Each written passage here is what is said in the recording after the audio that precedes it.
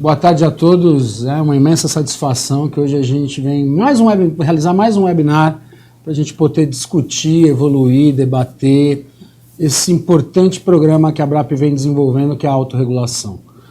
Essa autorregulação desencadeada, estudada já há algum tempo aqui dentro da ABRAP, já com o nosso primeiro código, o Código de Governança e Investimento, que é um sucesso, com mais de 60 entidades aderentes, com mais de 5, 6 entidades já com a concessão do selo. Enfim, eu costumo dizer que a autorregulação no nosso segmento, essa importante colaboração que a sociedade civil vem prestar no sentido de aprimorar, aperfeiçoar, um propósito de construir, na verdade, um sistema mais forte e agora aperfeiçoar ainda mais as boas práticas de governança. É verdade que o sistema evoluiu muito, administramos algumas crises, pequenas crises, administramos bem, e a governança foi fundamental, o aperfeiçoamento, a evolução foi fundamental para que assim o fizéssemos e para que nós resgatássemos essa importante credibilidade do nosso sistema, que eu costumo dizer é um grande parceiro do Estado brasileiro na busca de soluções de problemas sociais e macroeconômicos. Um sistema sólido, um sistema que paga em dia, um sistema que entrega. Eu acho que as pessoas precisam ouvir isso, protagonistas em especial, que assumem agora o nosso governo, precisam ouvir, precisam enxergar a importância do nosso sistema. É isso que a gente tem feito muito, em especial em Brasília, agora com a retomada dos trabalhos, e já enxergaram, melhor de tudo. E a autorregulação vem reforçar a importância do nosso sistema à luz desse engajamento, à luz desse desenvolvimento, à luz da participação de todas as nossas associadas, das lideranças, das maiores lideranças do nosso sistema, entidades pequenas, médias, as grandes entidades, dentro dessa heterogeneidade que tem nosso sistema, todas aderindo. É preciso dizer que esse não é um sistema nem simples, nem que vai se realizar em curto espaço de tempo. É um caminho sem volta, como eu falei, mas é um caminho demorado. A autorregulação é algo que leva tempo, é como o nosso produto de longo prazo, né? É um fortalecimento que leva tempo, e eu acho que a gente já superou várias etapas com a grande experiência que foi o código no processo decisório de investimento. Digo isso e pego como exemplo porque a gente foi buscar aprender com a Ambima como é que se evoluiu a autorregulação naquele ambiente. E se nós recordássemos lá, surgiu em 1990, a início da discussão, com o primeiro código em 1998. Então isso mostra como realmente é algo de longa maturação, mas de que traz um retorno de grande expansão para o sistema. É isso que a gente está buscando. E agora, como eu disse, conversando com os senhores e com grandes pares aqui, o Howen, que tem sido uma grande liderança nessa questão envolvendo a autorregulação, com o SINDAP, com toda a diretoria lá do grande amigo Jarbas. O Howen tem sido um grande coordenador desse projeto todo, certificando e dentro da comissão mista, coordenando e buscando a certificação junto com o ICSS na certificação de processo. Tivemos uma primeira etapa do nosso sistema, buscando capacitação, buscando certificação de dirigentes, de sujeitos, de pessoas físicas, e nosso sistema não tem espaço para amador, repito isso, falo isso muitas vezes porque acredito nisso, faça a sua importância, a complexidade, a sua finalidade maior, então não tem espaço para amador. Gênios do crime tem em qualquer lugar, tem em qualquer ambiente, tem em qualquer indústria, serviço, é fato que precisa ser identificado, precisa ser punido, não vai ser a certificação, a capacitação que vai excluir ou que vai obstar a participação dessas pessoas indesejadas no nosso sistema, mas precisa identificar e punir, eu preciso fazer esse registro, mas o fato é que qualquer sistema, dentro da sua credibilidade, em especial do dever fiduciário, precisa realmente buscar capacitar, certificar, e é isso que a gente vem fazendo. No ambiente das pessoas físicas, já certificamos mais de 6 mil pessoas, a Uniabrap capacitando com vários cursos, e aqui a autorregulação, buscando a certificação de processos, de pessoas jurídicas, de entidades, mostrando o poderio que tem o nosso sistema na blindagem de processos decisórios de investimento, que é o nosso primeiro código, e agora de governança corporativa, que com todo respeito, a gente sabe fazer muito bem feito. Estamos fazendo muito bem feito. Nós estamos sendo um exemplo em termos empresariais, institucionais, de sociedade civil, o que o sistema tem feito, e a gente aqui da ABRAP acompanha isso em prol do desenvolvimento da governança corporativa das entidades. É preciso dizer que nesse ambiente se formou uma comissão mista, como eu disse, liderada pelo Raul, e com todo o conhecimento técnico, assessoria do Félix e do Romero, nessa estruturação da autorregulação, está surgindo agora aí mais um segundo Código de Governança Corporativa, criado por uma comissão mista de especialistas, que vai ser lançada em audiência pública, e fico aqui, já estou recebendo aqui, inclusive, o aviso de audiência pública, a minuta para minha aprovação, e já está aprovada a audiência pública, a minuta vai ser colocada em debate até dia 31 de março de 2009, a gente quer receber todas as sugestões, eu acho que isso é importante, ouvir todas as nossas entidades, todos os nossos colaboradores, no sentido de sugestões, buscando aperfeiçoamento. Então, logo tenhamos finalizado o código dentro do nosso conselho, a gente já passa para o lançamento aí nos encontros regionais, como, de novo, mais uma sugestão, uma colaboração que a ABRAP dá, que a ABRAP traz no sentido de blindagem, no sentido de desenvolvimento, no sentido de modernização do nosso sistema. Vocês não vieram aqui para me ouvir, na verdade nós vamos ouvir quem conhece desse negócio, o negócio de autorregulação, desculpa, o informalismo é meu jeito de ser, mas é isso mesmo, o Raul dentro da autorregulação e o Félix dentro do tecnicismo. Eu queria passar a palavra para o Raul e colocar à disposição, a gente vai estar aqui, são mais de 220 pessoas inscritas, isso mostra a importância do tema no nosso segmento, mostra a maturidade que o tema adquire hoje, e aqui a gente vai estar à disposição para prestar todos os conhecimentos. Raul, muito obrigado, presidente, pela generosidade das palavras. Muito boa tarde a todos que estão aí participando dessa webinar. Como disse o nosso presidente, isso mostra o grande interesse do sistema, que vem só crescendo desde que nós plantamos aqui a primeira semente da autorregulação. Este segundo código vem para tratar de autorregulação em governança corporativa para as entidades fechadas de previdência complementar.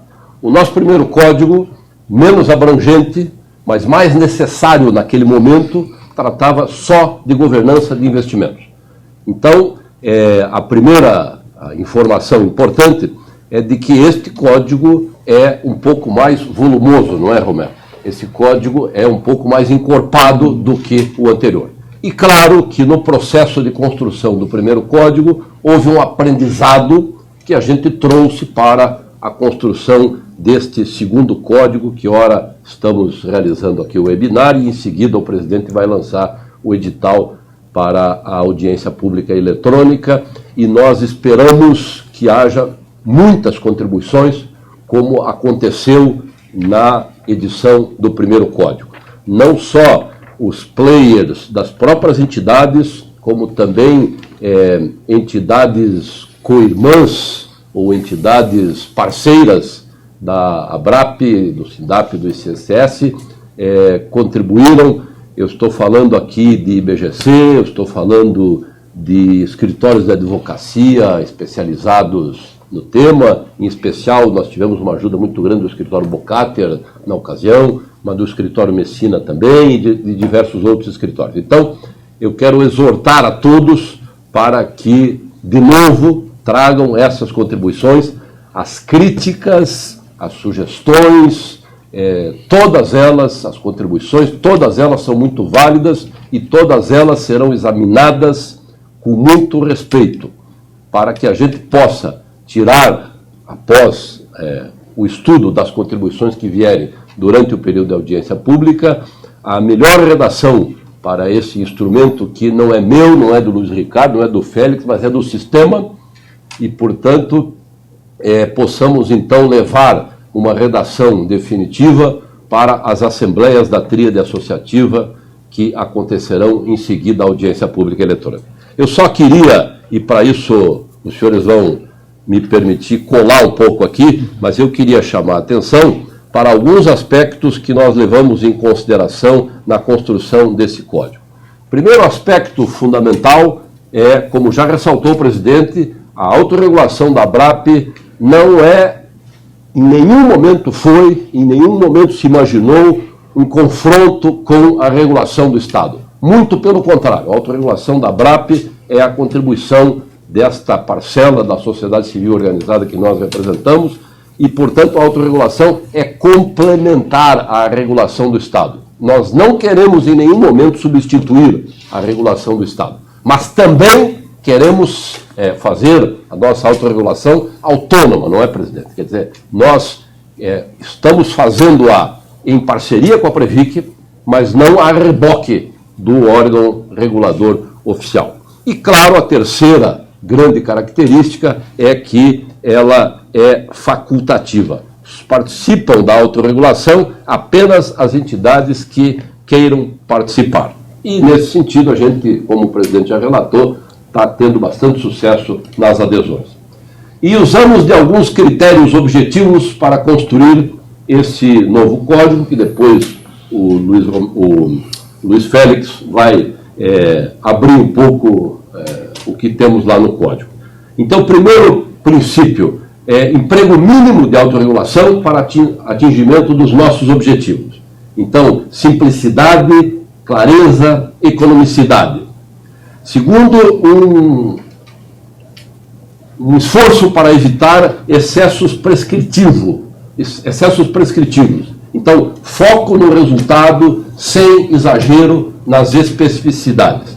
Terceiro critério objetivo, acessibilidade e transparência. Ou seja, os códigos de autorregulação da ABRAP não podem exigir para sua compreensão altas indagações e ilações jurídicas, mas tem de ser simples para que qualquer dirigente, qualquer técnico de entidade minimamente preparado possa compreendê-lo e aplicá-lo de maneira consistente. Não é?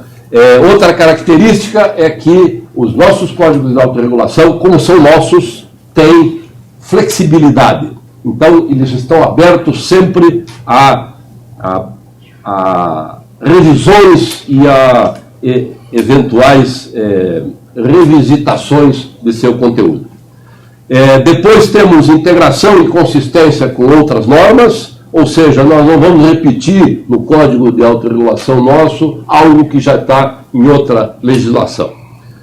A comunicação tem de ser efetiva, então, de novo, linguagem simples, concisa e clara. Nós temos também de ter, e cuidamos para ter isso, uma consciência da carga de conformidade, ou seja, a proporcionalidade com os problemas para evitar custos desnecessários às entidades e ao sistema. E, por último, a execuibilidade, ou seja, as regras que vêm nesse novo código, assim como as regras do primeiro código, têm de ter condições de monitoramento e fiscalização eficientes. Essas são as características, os princípios que nós utilizamos desde o começo dos trabalhos. Quero fazer aqui uma referência, presidente, fundamental a todos os integrantes da Comissão Mista de Autorregulação, que eu posso testemunhar de que todos, sem exceção, compareceram a quase todas as reuniões, trabalharam com afinco, com paixão, com entrega efetiva a esses objetivos da ABRAP. Quero destacar também a eficiência e o cumprimento de metas e de desafios da COME, que são que é a empresa que prestou a consultoria aqui e nos acompanhou, aqui representada pelo Luiz Félix, mas também o Romero esteve o tempo todo conosco, e a equipe da ABRAP, né? O doutor Devanir sempre nos acompanhando, o Ivan também participando, a Débora, nossa jornalista, enfim, todos da ABRAP que acompanharam, o nosso presidente, o presidente do SINDAP, o presidente do ICSS, acompanhando mais de longe, mas acompanhando e preocupados. Então, nós estamos num momento extremamente importante para o sistema e extremamente importante para a construção desse grande edifício que eu costumo chamar da autorregulação. Estamos apenas começando, meus amigos. Estamos aqui às vésperas do lançamento do segundo Código de Autorregulação, que quer vir só para contribuir para que o sistema possa ter melhor conceito perante a sociedade, que a gente possa, como disse o presidente, acabar com eventuais ainda pontos de amadorismo. Previdência complementar não é para amadores, é para profissionais. Então nós já temos um grande sucesso lá no ICSS com a certificação de profissionais que trabalham no sistema, e agora queremos esse sucesso com a certificação dos processos que consideramos mais importantes. Só para terminar essa minha parte da fala, por que agora um código de autorregulação em governança corporativa para entidades fechadas de previdência complementar? Não é porque é moda falar em governança corporativa, mas é porque governança corporativa surgiu quando as empresas familiares passaram a pulverizar capital.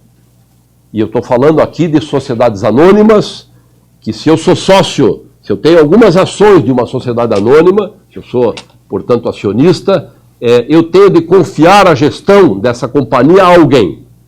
E este alguém, ou estes alguéns a quem eu confio a gestão da companhia, cujo capital eu ajudo a integrar, precisa ter controle, precisa ter fiscalização, precisa ter monitoramento. E é assim que surge a ideia da governança corporativa nas grandes corporações. Mesma coisa aqui nas entidades fechadas de previdência complementar. Na medida em que eu sou participante de uma entidade fechada e que para ela contribuo com o meu suado dinheiro, e quando se trata de um fundo patrocinado, com o dinheiro de um esforço de caixa feito pela empresa que patrocina o fundo de pensão do qual eu participo, nós precisamos ter muita clareza, muita transparência, muita objetividade na gestão desses recursos. E os administradores, ou seja, os membros da diretoria e dos conselhos das entidades fechadas de previdência complementar, precisam estar muito conscientes da necessidade dessas regras de governança corporativa. Eu vou parar por aqui, porque eu acho que é mais importante essa parte que o Félix vai apresentar, e depois a gente fica à disposição para eventuais perguntas. Muito obrigado. Raul, obrigado mais uma vez, parabenizando você pela coordenação e condução aí do grupo de autorregulação. Acho que a autorregulação também é um tema do momento. A gente está ouvindo falar em autorregulação na área agora da mineração, por razões óbvias, tamanha a importância do tema, né? E eu queria, antes de passar a palavra para o Félix, só lembrar que o primeiro código de autorregulação nosso em processo de investimento que eu me referi foi lançado em final de 2016. Nós temos 600 entidades que aderiram ao código, temos 5 entidades já certificadas, já concedidos os selos, Centros, Faelba, Ecos, Previ e Petros. Temos mais 5 entidades inscritas e pediram a análise da concessão do selo. Aí nós estamos dizendo de Metros, Fusan, BASF, Núcleos e Infaprev, e as outras agora dentro, na sequência, na busca pela inscrição e pedido do selo. Então, isso mostra, quer dizer, que são entidades participantes do nosso sistema se manifestando no nível de exigência além daquilo que a legislação pede. Isso realmente mostra a entidade buscando a blindagem cada vez maior, a segurança cada vez maior dos controles internos ali que ela desenvolve dentro do seu aperfeiçoamento. Eu queria então passar, feitos esses iniciais. Eu estou recebendo uma informação aqui, eu falei de 600 entidades aderentes, são 60, então a gente costuma aumentar os números até para dar impacto, mas nem tanto, né? Félix, por favor, com a palavra. Obrigado. Boa tarde a todos que estão nos ouvindo. Eu gostaria de registrar inicialmente um enorme prazer em participar dessa banca, para participar desse webinar. Gostaria de me apresentar. Meu nome é Luiz Félix, eu sou diretor da Colme, na empresa que está dando assessoria para a Comissão Mista de Autorregulação. Gostaria muito de parabenizar o presidente da ABRAP, o Dr. Luiz Ricardo, e o Dr. Raul como coordenador da Comissão Mista de Autorregulação, pela percepção da necessidade e oportunidade de elaboração e divulgação de um código de autorregulação de governança corporativa. E também pela coragem e pela eficiência, né, pela competência na sua efetiva construção. Né? Eu tenho certeza, isso já foi dito aqui de diversas formas, que o sistema vai tirar enorme proveito desse trabalho e vai poder, assim, acelerar e aprimorar o seu processo de autodesenvolvimento em termos da adoção das melhores práticas de governança. A experiência mostra, e os números comprovam isso, né, que as entidades receberam muito bem o Código de Autorregulação de Investimentos. Tem um excelente nível de adesões. Não são 600, mas é bem um excelente nível de adesão. Chegaremos lá. Chegaremos lá. Né? Vem crescendo também o número de inscrições para obtenção do selo. Né? Já temos 5 e outras 5 inscritas. Né?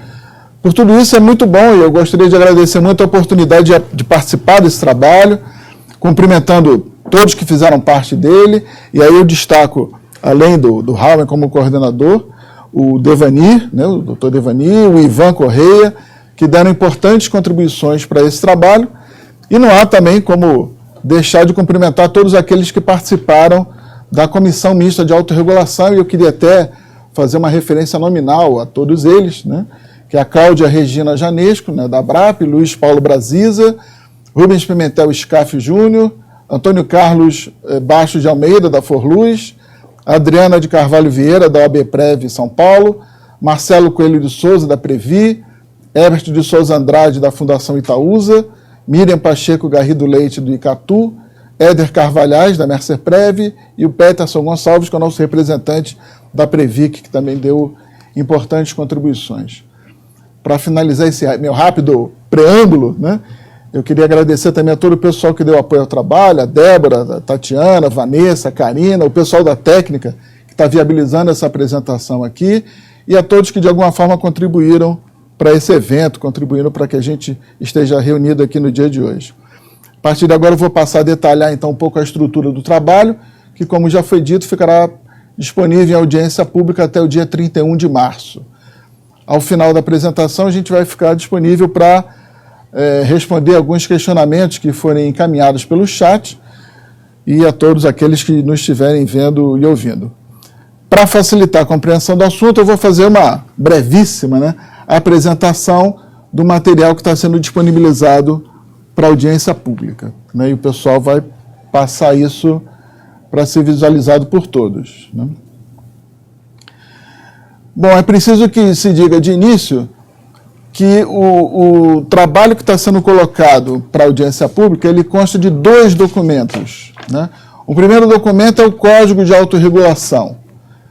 E o segundo documento é o Manual do Código. Por que isso? Para que serve isso? A gente vai explicar ao longo dessa apresentação, mas eu já posso adiantar que o manual ele tem a ideia de explicar melhor, né? Fazer com que a compreensão do código seja melhor, e orientar também como atingir o objetivo que se pretende. O código, ele fala muito do estágio que se quer alcançar. E o manual, ele trata especificamente de como fazer para chegar lá. Né? A estrutura do código... Se me permite só, Félix, claro, que você continuar, esta é uma novidade importante e é um aprendizado que veio da construção do outro código. Da outra vez, nós primeiro construímos o código e depois passamos a construir o manual. E dessa vez nós fizemos os 2 ao mesmo tempo e foi muito melhor, o processo funcionou muito melhor aí, desse jeito. Isso. Eu acredito que a gente, na sequência dessa apresentação, vai explicar melhor, né, a função de cada um, mas eu já posso adiantar isso. O código é o que a gente quer. E o manual explica um pouco isso e diz como a gente chega lá. Perfeito. Né? A estrutura do código é em 3 partes. Né? A apresentação, a estrutura dos temas, né, os blocos temáticos e o fechamento.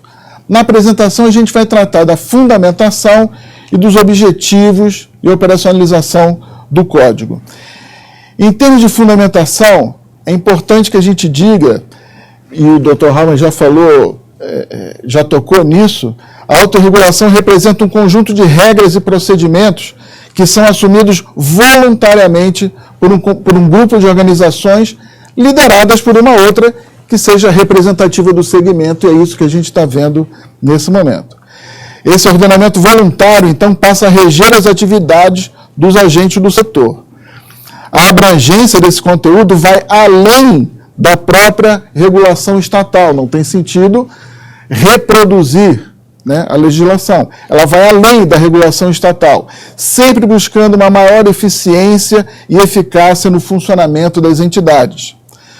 O importante disso é que esse desenvolvimento tende a melhorar a reputação das instituições e, principalmente, consolidar a confiança da sociedade no segmento da Previdência Complementar Fechada, o que precisamos muito nesse momento. O objetivo do Código é estabelecer e proporcionar sólido referencial das boas práticas para o constante aperfeiçoamento da governança corporativa.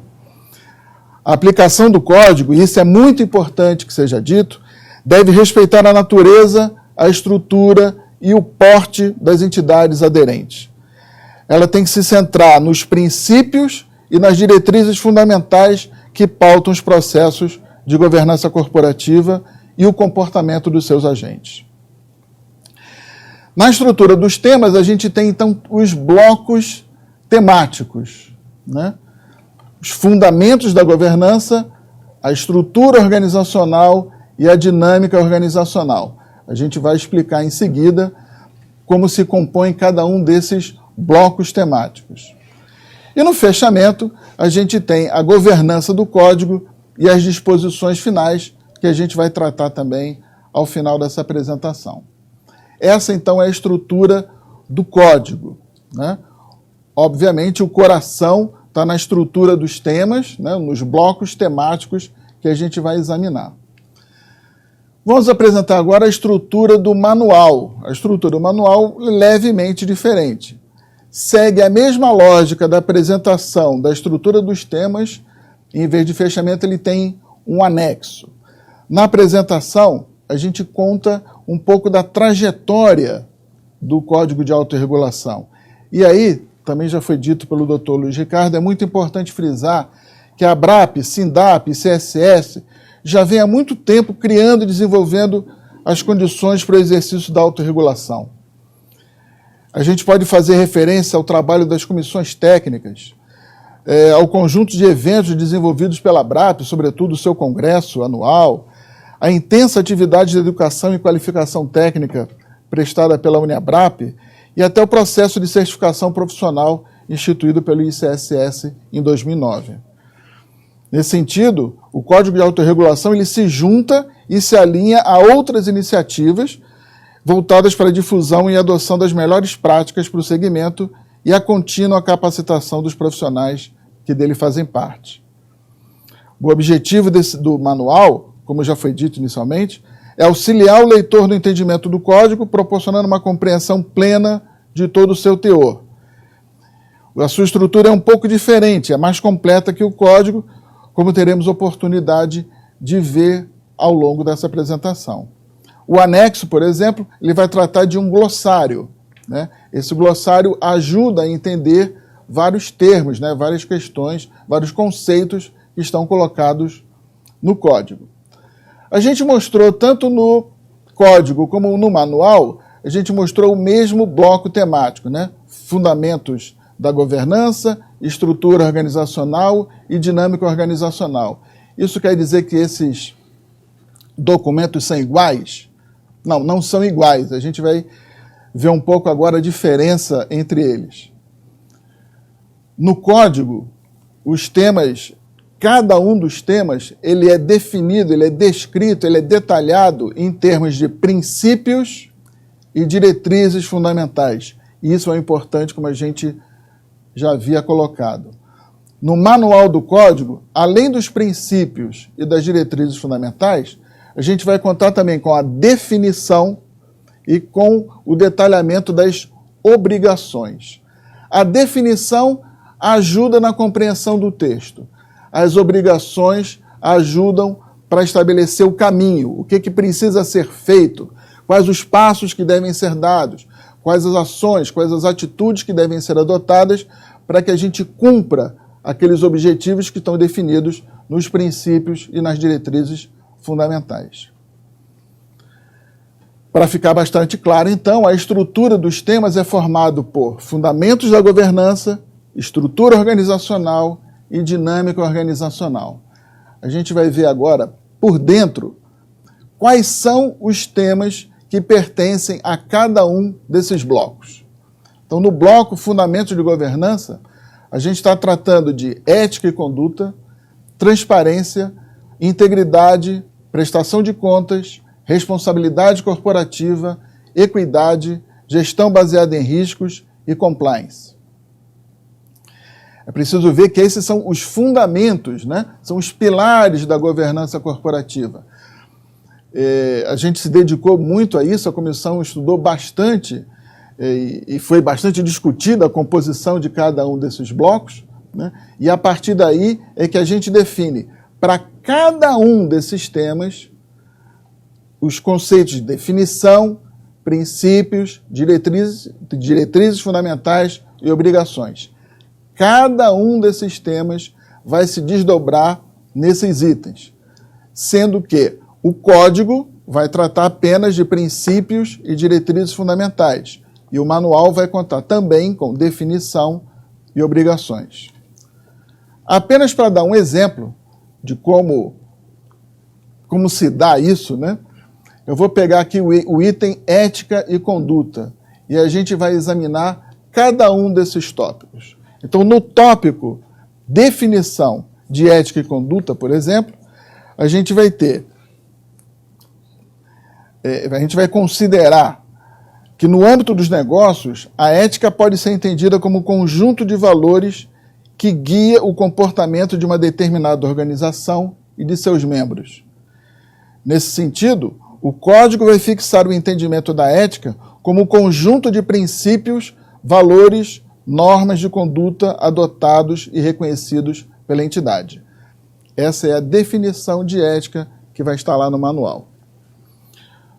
Os princípios que vão estar tanto no manual como no código fala que todos os profissionais que prestam serviços à entidade devem manter e promover conduta permanentemente pautada por elevados padrões éticos e de integridade, orientando-se pela defesa dos direitos dos patrocinadores, instituidores, participantes e assistidos dos planos de benefícios que operam, e impedindo a utilização da entidade em prol de interesses conflitantes com os seus objetivos.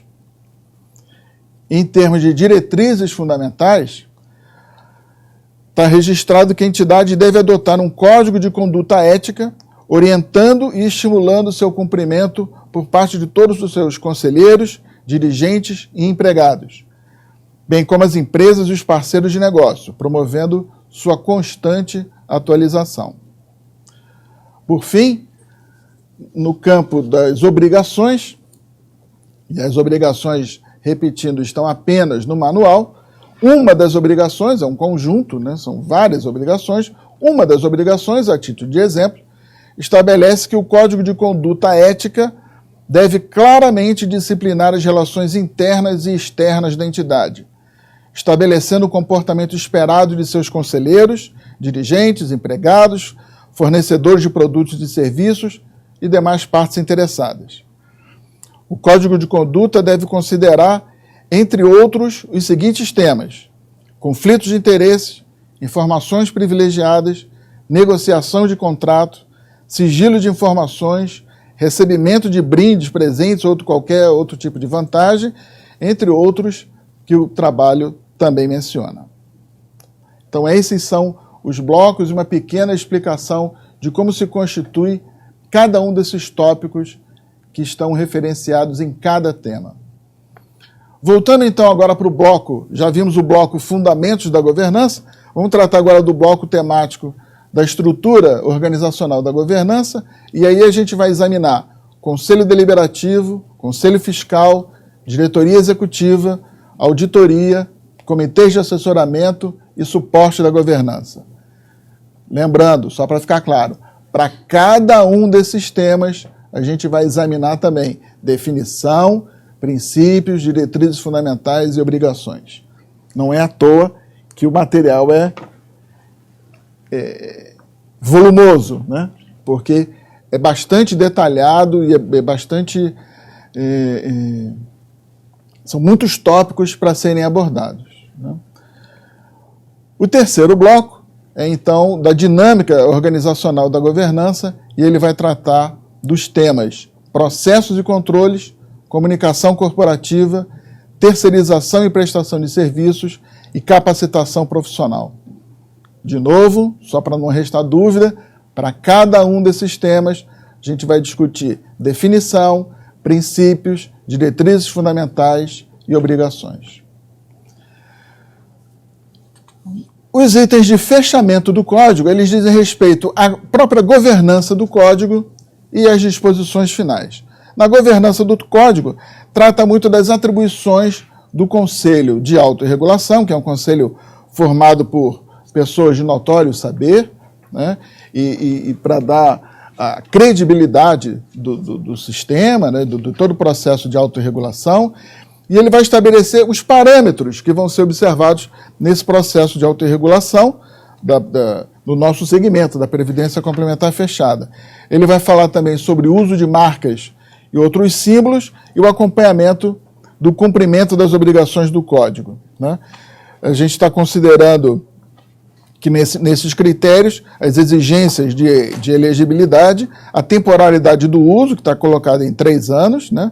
E as condições de manutenção e renovação do referido direito.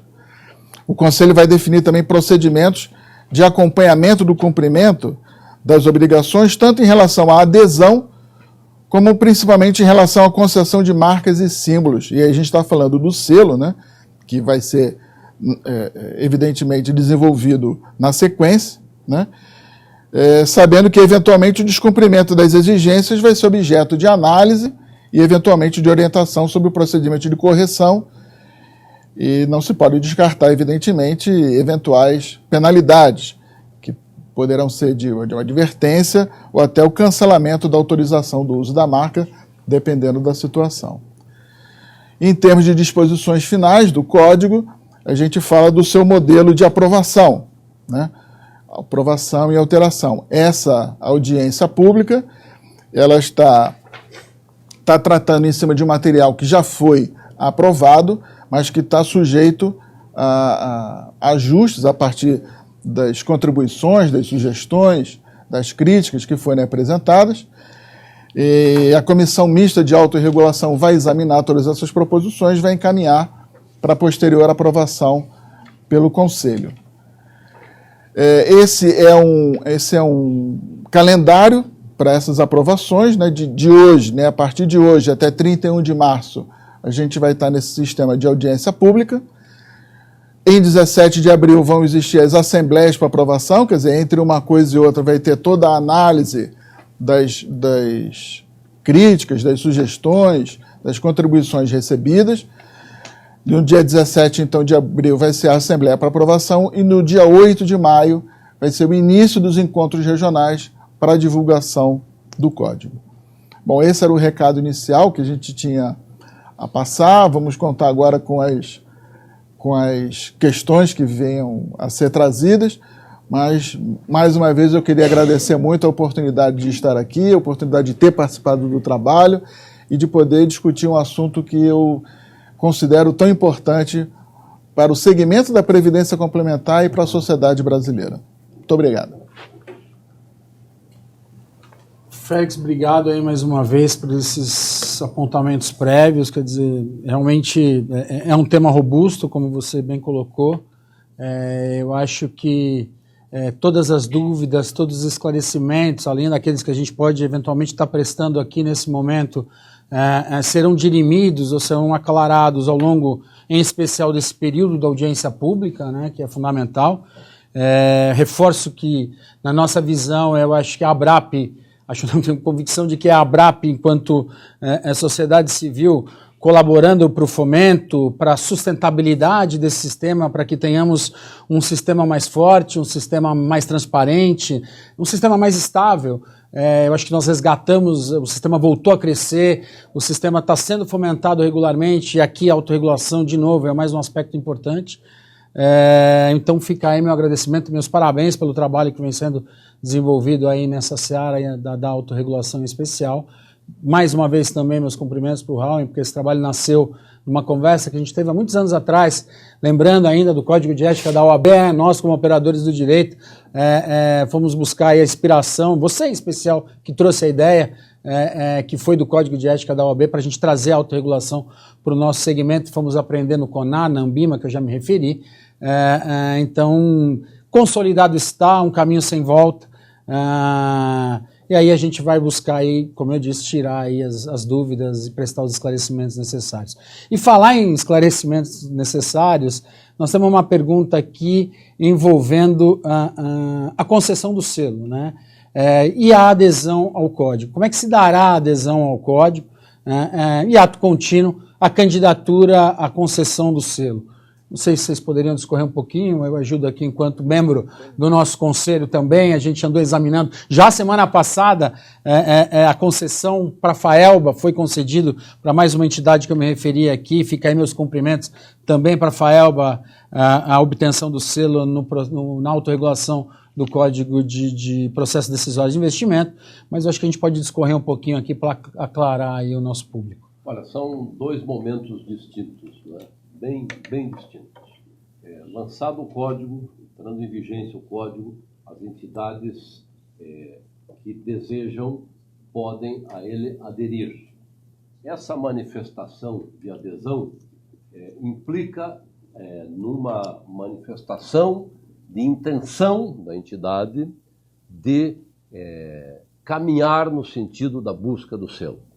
Não implica necessariamente no ingresso desta entidade no processo de obtenção do selo. Implica uma manifestação, como já disse, de adesão. Eu, entidade fechada de previdência complementar, através dos meus órgãos de governança interno, examinamos a conveniência de seguirmos o código e a ele aderimos. Esta primeira etapa do processo é absolutamente sem custo algum para as entidades. E significa dizer que a entidade está disposta a trilhar este caminho e cumprir todas as obrigações do Código. Há um segundo momento, então, em que as entidades se candidatam à obtenção do selo. Esse é um momento diferente. É o momento em que a entidade que lá atrás disse que estava disposta a percorrer este caminho na busca do selo, se considera pronta. E aí ela faz uma nova inscrição para participar de um processo de exame para a concessão do selo. E aí nós temos uma estrutura organizada. Quem concede o selo é o Conselho de Autorregulação.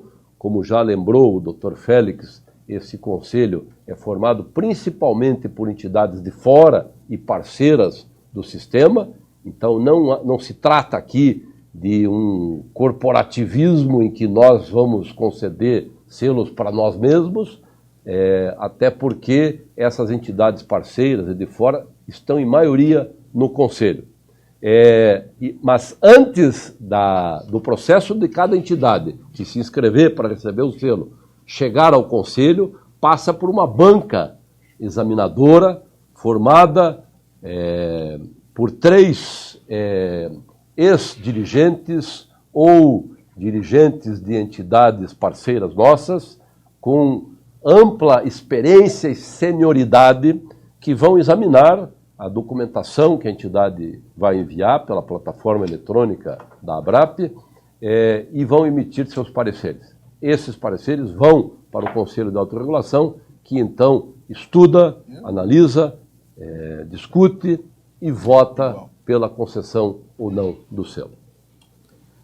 Até prestando um pouco o meu testemunho aqui, a gente aprende essa autorregulação no dia a dia e como integrante do Conselho, por estar na presidência da ABRAP, eu posso dizer que, primeiro, houve o desenvolvimento de uma plataforma eletrônica, como você se referiu, que hoje o processo permite uma avaliação dos nossos, dessa banca avaliadora, assim, muito objetiva, né, muito criteriosa. São pessoas de ilibada reputação, profundo conhecimento, como o Raul acabou de destacar, que fazem uma análise técnica e encaminham com um parecer para a análise desse colegiado que é o nosso conselho. Aproveitando, Raul, até uma pergunta da Eliane, da Visão aqui, após a aprovação, como será o processo de adesão das entidades ao código? Acho que você já adiantou, mas se quiser pudesse reforçar, e se vai ser semelhante ao que foi feito no Código de Investimentos. Extremamente semelhante, Eliane. O processo de adesão é uma manifestação de adesão. Vocês lá na entidade vão passar pelos órgãos de governança da entidade e, havendo aprovação, basta uma correspondência dizendo que a entidade quer aderir ao código. E, como disse depois, a inscrição para o processo de exame da possibilidade da entidade receber o selo é um segundo passo. Bom, deixa eu complementar. Claro, por favor. Essa resposta. O processo de adesão e depois de concessão do selo tem, entre uma coisa e outra, um processo que eu julgo da maior relevância, que é o processo de aprendizado da entidade. Quando existe a adesão ao código, o Dr. Raul colocou isso bem, a entidade está dizendo que concorda com aqueles princípios, que aquilo deve ser o objetivo dela. Não necessariamente que ela pratica tudo aquilo, né? Mas que ela concorda, que ela concebe que aquilo é o ideal, é algo que ela deve buscar. Toda a descrição do manual vai ajudar essa entidade a chegar lá, a cumprir esse objetivo. E quando ela chegar nesse estágio, ela vai então se inscrever para receber o selo, que é um atestado de que ela efetivamente cumpre todas aquelas exigências que estão no código. Então, entre o processo de adesão e o processo de concessão do selo, tem uma etapa fundamental, essencial para o desenvolvimento, que é pegar aquele manual, ler, né, interpretar aquilo que está colocado ali como o caminho a ser trilhado para alcançar o objetivo e efetivamente colocar a mão na massa, né? Construir esse tipo de desenvolvimento.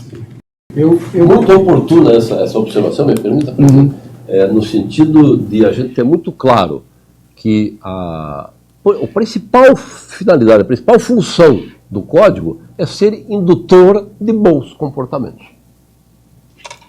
Eu queria só complementar aqui, a Elaine, da Visão Prévia, pergunta como se dá a composição, quais entidades compõem o Conselho.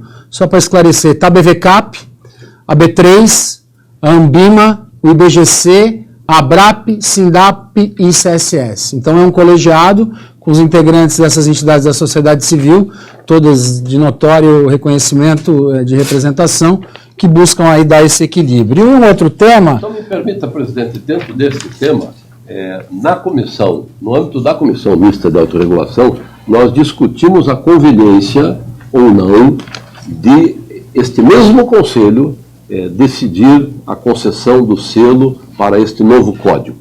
É claro que isso será submetido aos órgãos de governança da tríade associativa, mas nossa opinião inicial lá é de que a gente deva constituir um outro conselho, porque este que nós já temos, é composto por entidades especializadas mais em investimentos. Até é bom, porque a gente vai surgindo as dúvidas, a gente vai podendo até ao vivo aqui no webinar, podendo discutir e aprimorar. Por coincidência, o Conselho se reuniu essa semana, e a gente estava vendo, está vindo um novo código dentro da seara da governança, e a gente conversando, evidentemente, não foi o combinado, isso é bom, né?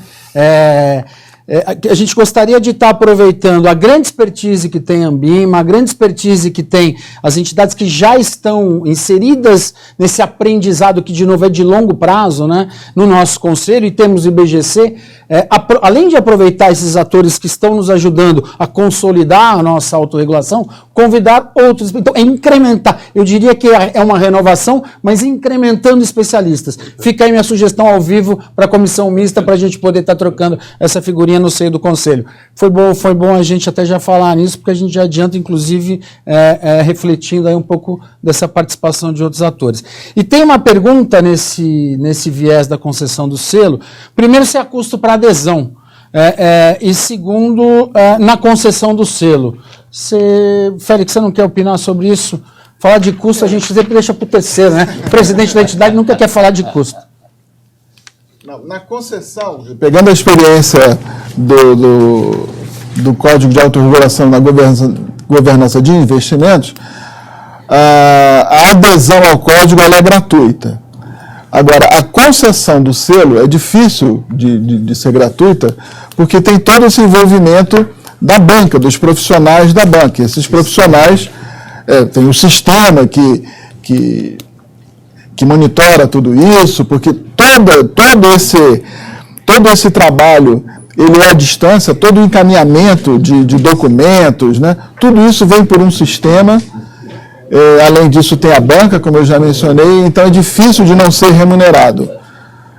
O que se imagina hoje, se é que a gente pode falar de valor para o selo da governança corporativa, é que não vai estar distante do valor da governança de investimentos, do selo de autorregulação da governança de investimentos, que hoje é de cerca de R$9 mil. Né? Se me permite, né? Não é custo, isso é investimento. Né? Investimento. E se a gente levar em consideração que essa entidade ela vai receber um relatório, né, apontando lá as deficiências, os comentários de uma banca formada por profissionais de excelente nível, né, é um investimento realmente, porque é uma consultoria que ela vai ter, uma consultoria de alto nível que ela vai ter a partir desse valor da inscrição. Tem duas perguntas aqui que eu gostaria de explorar um pouquinho com vocês, porque eu acho bem interessantes. Primeiro, a do Paulo Lacarini, lá da Mercedes, aliás, fica aí meus cumprimentos pelo trabalho lá, Paulo, a gente teve pessoalmente, e pudemos lá presenciar e parabenizar o trabalho que vocês estão fazendo lá. Ele pergunta, neste trabalho, há previsão de segregação por porte, tamanho e risco de cada entidade? Essa é uma preocupação constante nossa aqui da ABRAP. A heterogeneidade do sistema hoje exige um olhar diferente para os diferentes, né? E você tem que contemplar todas independente do seu tamanho ou porte. E aqui não foi diferente. Desde o início, me lembro bem, nas primeiras reuniões que a gente tinha essa preocupação. A autorregulação tem que servir para o sistema como um todo. Né? Então eu acho que a gente atingiu isso, mas deixo para vocês fazerem esse comentário à luz do que está disposto aí no código. Na própria descrição do objetivo do código, isso pode ser lido no material que está colocado em audiência pública, está explicitado lá que a aplicação do código deve respeitar a natureza, a estrutura e o porte das entidades aderentes. Ou seja, nenhuma das questões que foram colocadas, ela estabelece, né, a análise a respeito de uma estrutura. Ela fala sempre a respeito de um objetivo ou de uma função. Ela não menciona a necessidade de uma estrutura. Então não importa se a entidade é grande, média ou pequena. O que ela tem que verificar são aqueles conceitos, são as diretrizes fundamentais, os princípios e as diretrizes fundamentais que norteiam a ideia da governança corporativa. Então me permita dar um exemplo para talvez deixar isso mais claro ainda. Como o código visa certificar processos, vamos tomar como exemplo o compliance. Eu não preciso ter dentro da minha entidade, se ela for uma entidade pequena, uma estrutura de compliance. Eu não preciso sequer ter uma pessoa dedicada full-time a compliance. Agora eu preciso ter, e muito claramente, um processo de compliance. Essa é a grande diferença. Se eu tiver lá o processo de compliance, eu posso fazer isso com metade do tempo, com um terço do tempo de um empregado, de um dirigente da entidade. Enquanto que uma entidade grande, uma entidade de grande porte, terá certamente um departamento lá, uma área de compliance. Então, nesse sentido é que a gente quer atingir a todos, como disse o presidente, tratando desigualmente os desiguais. E uma outra questão, qual é o prazo de validade do selo? Né? E caso a entidade não cumpra integralmente as exigências do código, haverá um prazo para fazê-lo? O prazo é de 3 anos, pelo menos aproveitando todo o trabalho já do Código de Autorregulação e Governança de Investimentos. Né? A gente tem discutido muito sobre como fazer esse acompanhamento. É uma atribuição do Conselho de Autorregulação e a gente discute muito sobre isso. Eu posso aproveitar? Tem uma outra pergunta que eu já vi que eu queria juntar com essa. Tem várias aqui, eu também me perdi. Que é a identidade entre esse processo e o processo da ISO 9000. Até aqui na minha mão. Você leu aqui, né? Li, claro. Do Fábio Saraiva, né? Ele pergunta se é um processo semelhante da ISO 9000. A ISO 9000, ela tem um foco, né, na descrição dos processos e no cumprimento daquilo que os processos estabelecem. Ou seja, um determinado produto, ele é fruto de um processo que tem que estar muito bem descrito, e é isso que é examinado para que seja concedido o selo da ISO 9000. Normalmente existem entidades, né, consultorias que preparam a organização para esse selo, e uma outra entidade, até por questões éticas, é uma outra organização que concede aquele selo.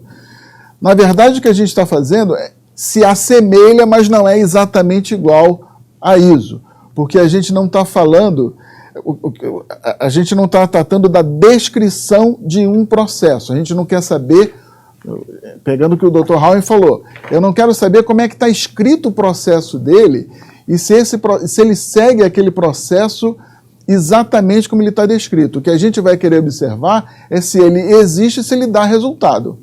Né? Então, pegando a questão do compliance.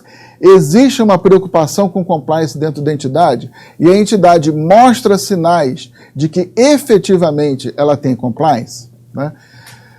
Esse é o objetivo. E não vai haver, até por uma questão de custos também, de redução de custos, não existe previsão de que exista uma auditoria in loco, uma visita de algum técnico para verificar se aquelas informações que foram passadas, se elas são verdadeiras ou não. Né? Nesse sentido, o que a gente está estudando é qual a melhor prática a ser adotada para que o acompanhamento seja efetivo, para que, de maneira correta e precisa, a gente acompanhe o desenvolvimento das entidades, né, a partir da sua adesão ao código, mas também num processo que não encareça o valor da inscrição, como seria o caso de mandar alguém, né, um auditor, para verificar isso. Estamos estudando ainda e certamente a gente vai chegar a uma boa solução. Né? Nós discutimos bastante, você vai lembrar, a única hipótese de a gente ter uma due diligence presencial é a hipótese da gente receber uma denúncia ou de haver rumores, fortes rumores, de que a entidade não está cumprindo. Aí é possível, sim, a gente fazer essa due diligence. Já que vocês entraram nesse assunto, eu vou fazer a pergunta da Malu Schneider, da Quanta, que ela pergunta o seguinte, aliás, parabéns pelo trabalho da Quanta aí, que supera todos os números aí dentro de um fundo instituído, fica aí meus cumprimentos pelo trabalho de vocês. A banca tem, aí vem, a prerrogativa de visitar a entidade ou toda análise se dá por via documental. Né? Quer dizer, vocês explicam que já estão previstos casos excepcionais de uma visita em loco, mas a prerrogativa é a qualquer tempo, né? Eu acho que, se vocês quiserem discorrer um pouquinho disso, tem a prerrogativa. Agora, a previsão de fazê-lo é pontual, é excepcional, não é isso? Isso mesmo.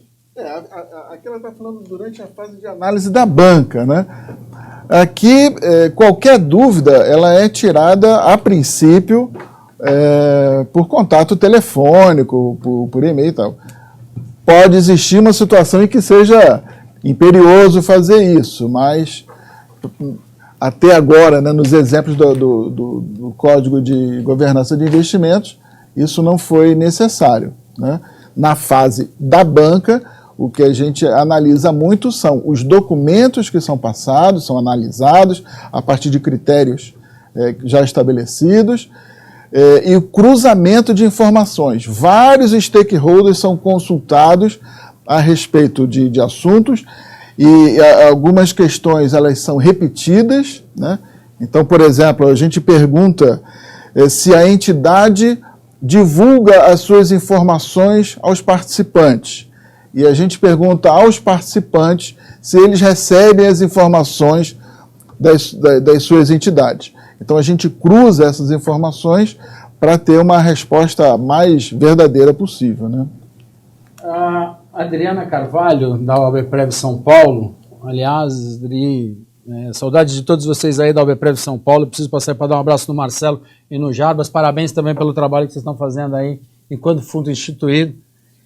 A Adriana, da nossa comissão de governança aqui, pergunta: qual a expectativa da ABRAP em relação ao tratamento / reconhecimento pelo órgão de fiscalização em relação às entidades que aderirem e obtiverem o selo?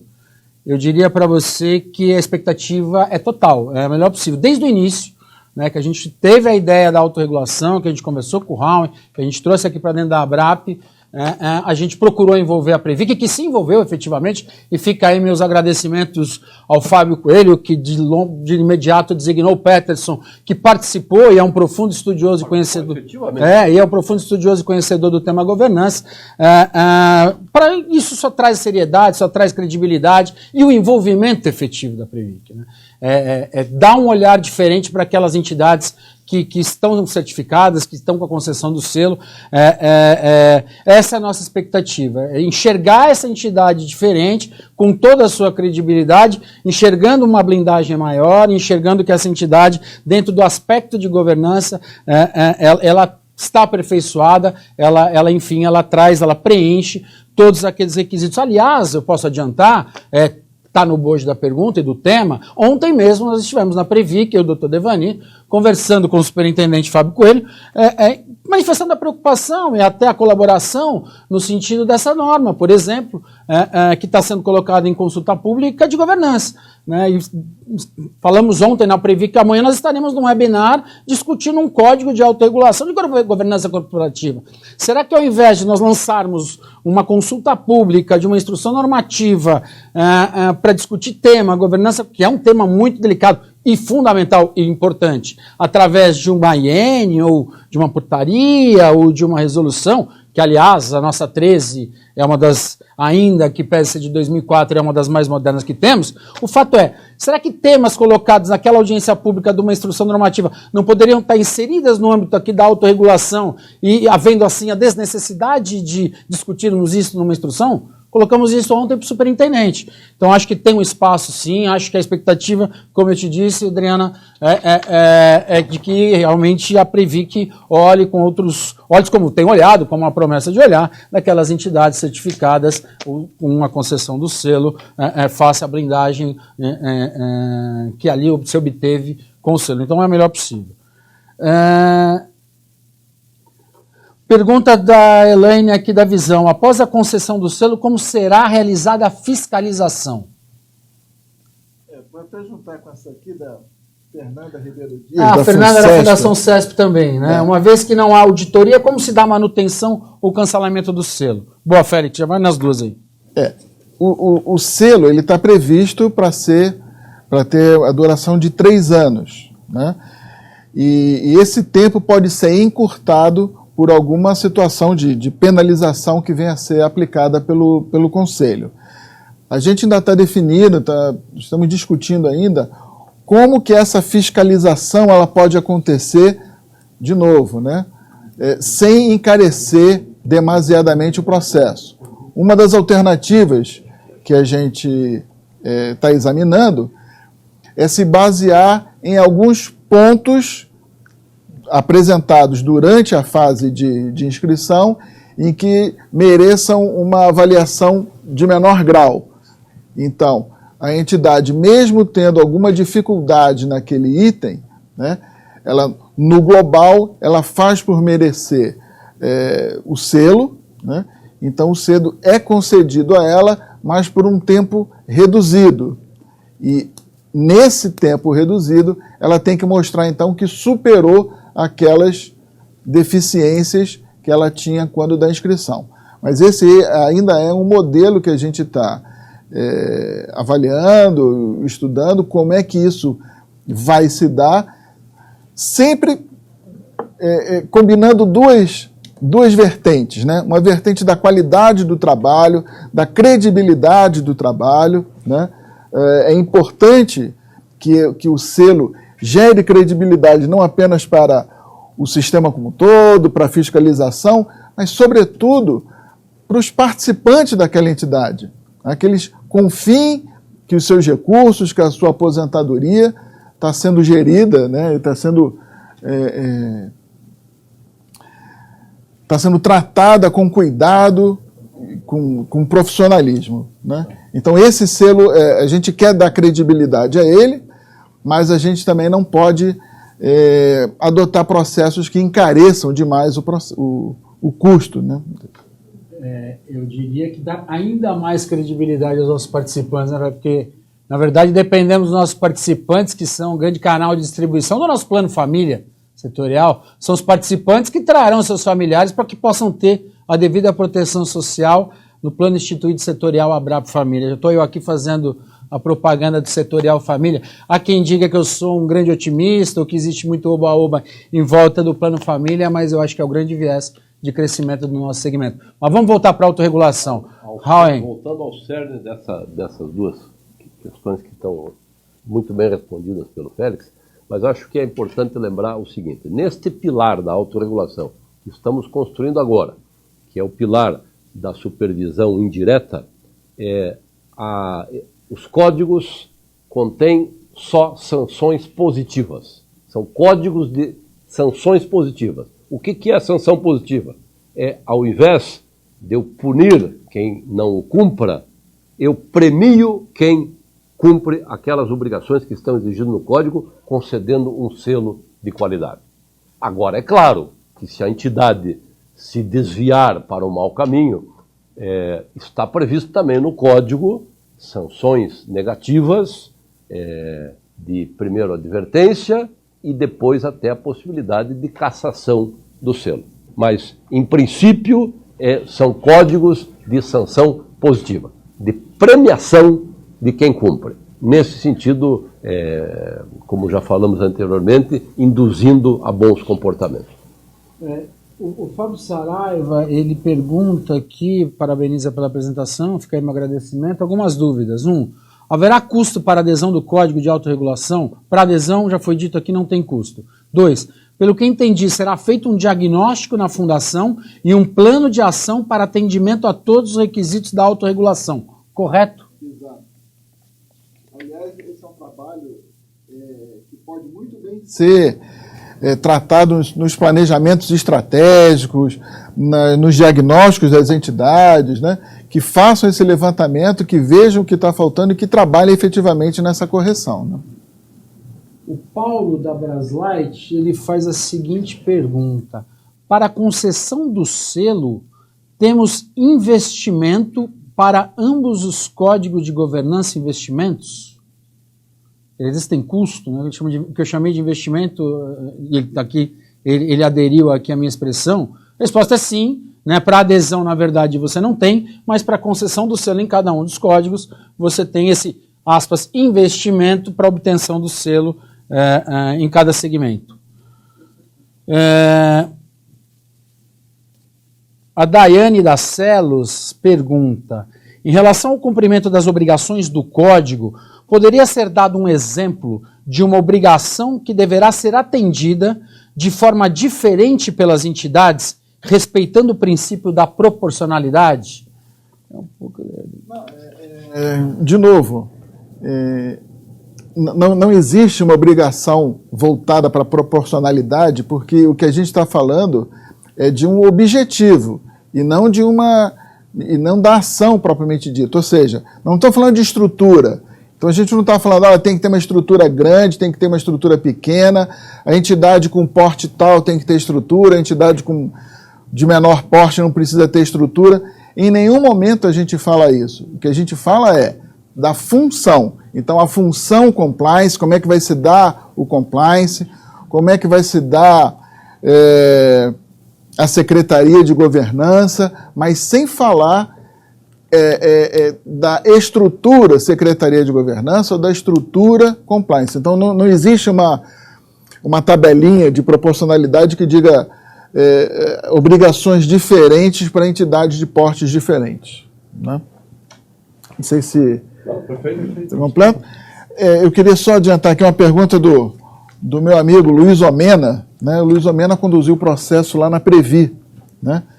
E ele colocou aqui que a nossa experiência no processo mostrou algumas dificuldades, entre elas a de imprimir e digitalizar o questionário. É preciso dizer que naquele momento nós pegamos 4 entidades, né, para fazer como um piloto. Então nós tínhamos todo o sistema preparado, todos os processos, né, todas as rotinas preparadas, mas nós queríamos experimentar se isso estava bom, o que a gente precisaria corrigir. Então nós utilizamos esse processo piloto em 4 entidades, uma das entidades era a Previ. Nós percebemos esse problema, o Omena foi um dos que colocou essa questão para a gente e a gente corrigiu. Já não é mais assim.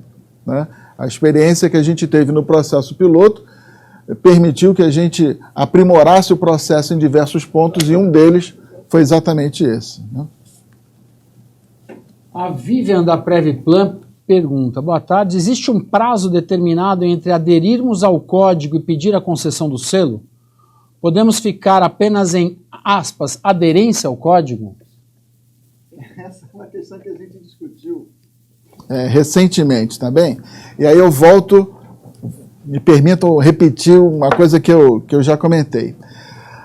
A adesão ao código significa que a entidade concorda que aquelas são as melhores práticas, que ela deveria atuar daquela forma. A inscrição ao selo é porque ela sente que já atende a todos esses objetivos, a todas essas circunstâncias, então que ela está pronta a ser reconhecida por uma entidade externa que ela cumpre todas aquelas melhores práticas. Né? A partir daí, a gente não vê muito sentido na entidade simplesmente aderir ao código. Aquilo ali era o melhor, aquilo ali ia ser ótimo se eu trabalhasse assim, aquilo ali é o meu ideal, mas eu não vou fazer nada para chegar até lá. Né? Então a gente imagina que, e conforme eu já falei também, no seu planejamento a entidade vai falar assim, olha, esse é o meu ideal, eu reconheço que eu não tenho condições de me inscrever para um selo, porque eu não cumpro todas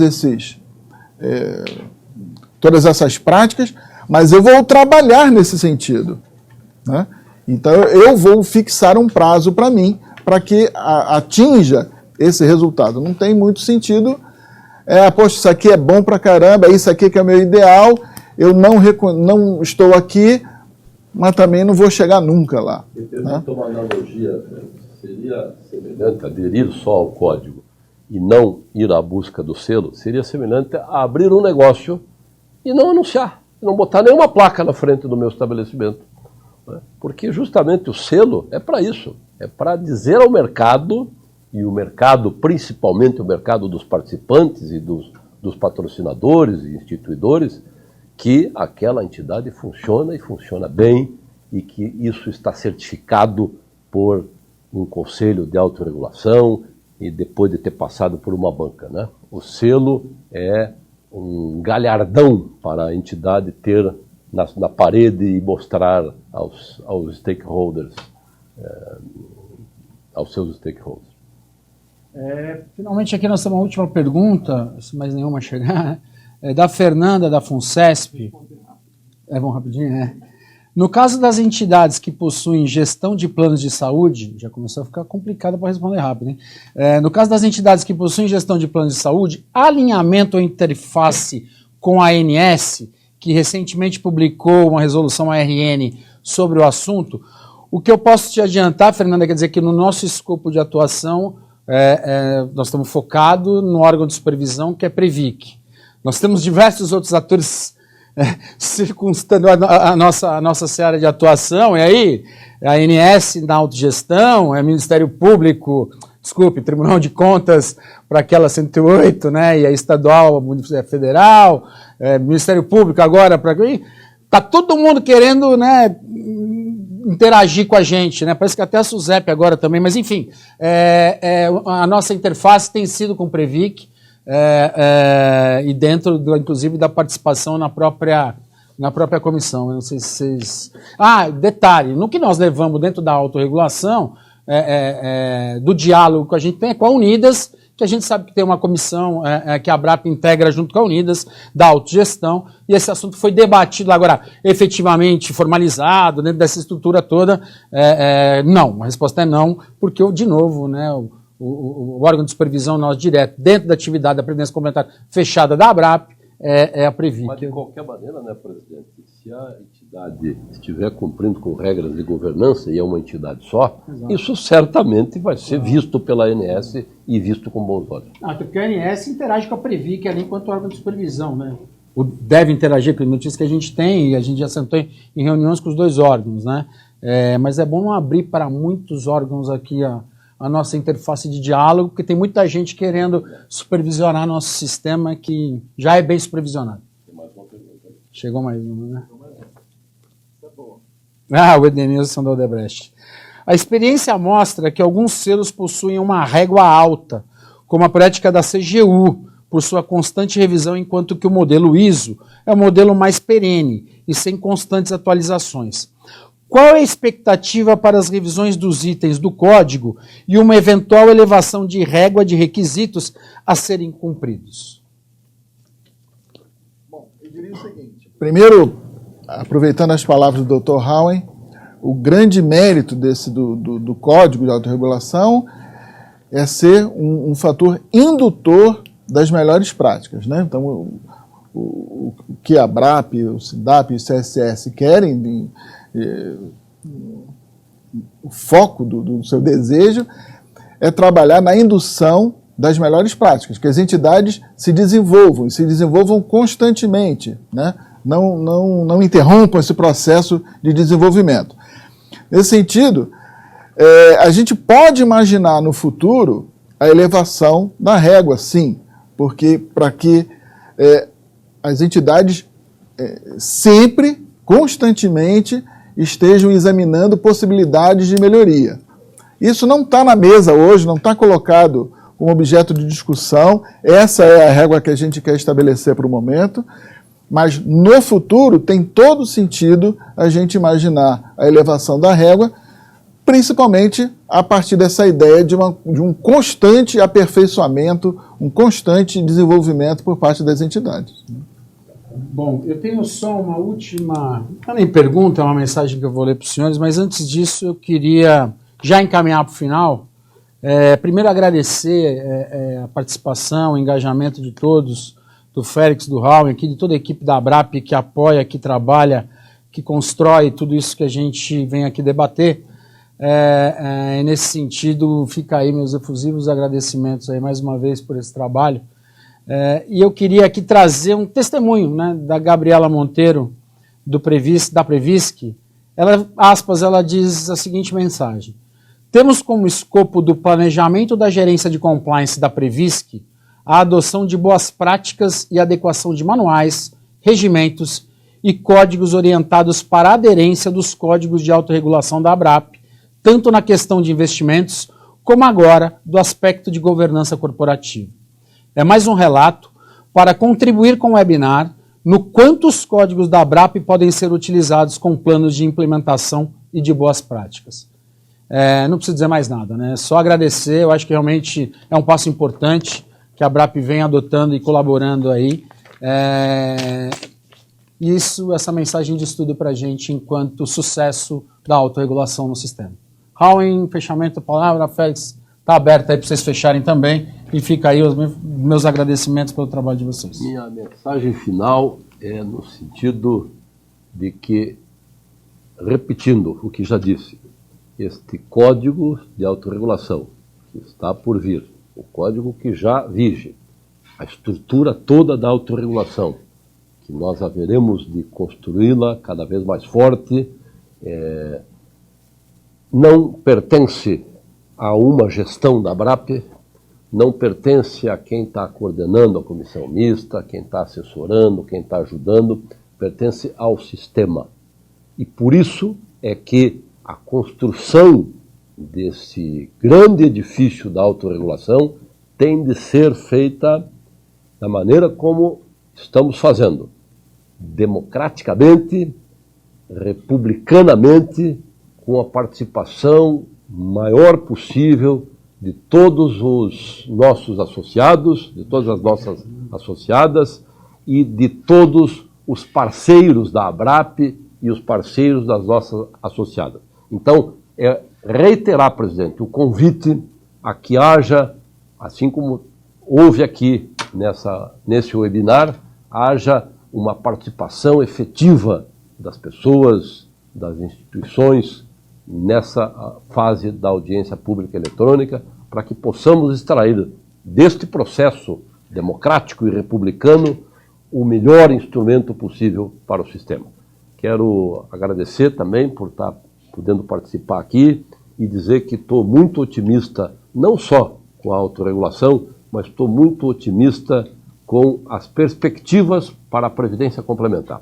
Acho que essa nova Previdência que o Estado brasileiro está planejando só pode vir para ajudar no fomento do nosso sistema, que nós sabemos que é muito bom para os trabalhadores, que é muito bom para os patrocinadores e instituidores e, principalmente, é muito bom para a nação brasileira, que precisa de poupança e precisa de poupança para investir no crescimento desse nosso querido Brasil.